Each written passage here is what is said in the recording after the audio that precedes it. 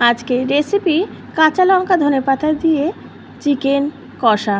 ভীষণই একটা tasty recipe. যদি চিকেন এইভাবে রান্না করো তাহলে কিন্তু রোজকারের থেকে একটু আলাদা টেস্ট হয়, খেতেও বেশ ভালো লাগে আর খুব হেলদিও হয় যেহেতু কাঁচা লঙ্কা। আর দেখতে থাকো রেসিপিটা। ওয়েলকাম ফ্রেন্ডস, ইনস্টা রান্নাঘর থেকে সোমা বলছি। আশা করি বন্ধুরা তোমরা সবাই ভালো আছো। রেসিপিটা দেখার পুরো অনুরোধ রইল।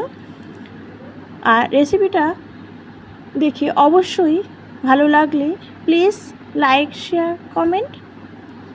দেখতে থাকো রেসিপিটা। আর যেই ইনগ্রিডিয়েন্টস নিয়েছি বা যেগুলো নিয়েছি সেগুলো হচ্ছে চিকেন নিয়েছি, তার সাথে আলু, আর নিয়েছি হচ্ছে পেঁয়াজ, আদা, রসুন, কাঁচা লঙ্কা। বলেছি পুরোটাই কিন্তু কাঁচা লঙ্কা দিয়ে করব, কোনো শুকনো লঙ্কার গুঁড়ো এক ফোঁটাও কিন্তু এখানে লাগবে না। তারপরে দেখো চিকেনটা ঠিক এরকম বড় বড় সাইজের নিয়েছি। এখানে 500 থেকে 600 চিকেন আছে।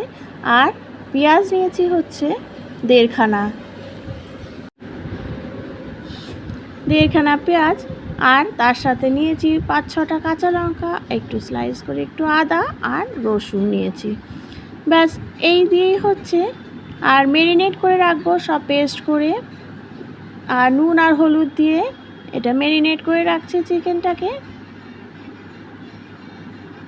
এইভাবে যদি রেসিপিটা রান্না করো তাহলে কিন্তু ভীষণ ভালো হয় চিকেন, কারণ চিকেন যদি ম্যারিনেট করে রাখো তাহলে চিকেনটা খেতে বেশ ভালো লাগে।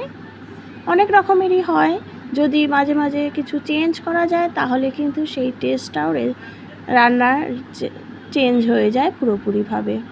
দিয়েছি হচ্ছে এখানে শুকনো লঙ্কা, গোটা শুকনো লঙ্কা আর তেজপাতা ফোড়ন। এখানে কিন্তু আমি আর কোনো গরম মশলা ইউজ করব না, একদমই গরম মশলা ছাড়া হবে আজকে চিকেনটা।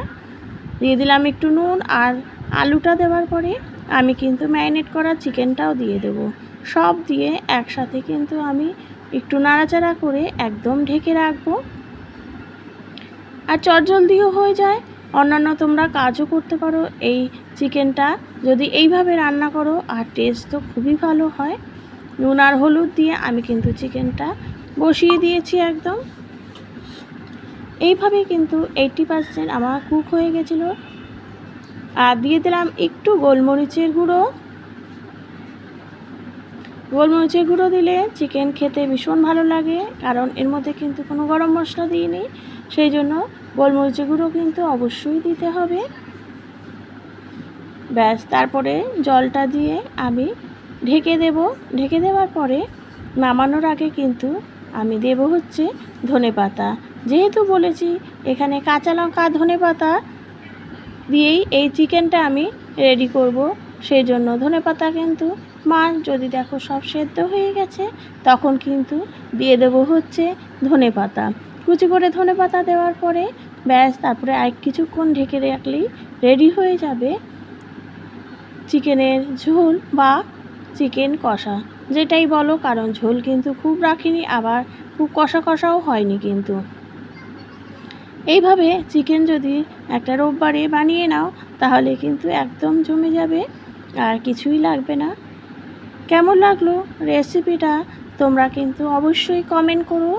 আর যদি কোনো রেসিপি দেখার ইচ্ছা থাকে, অবশ্যই নতুন কোনো রেসিপি যদি দেখার ইচ্ছা থাকে অবশ্যই অনুরোধ করো।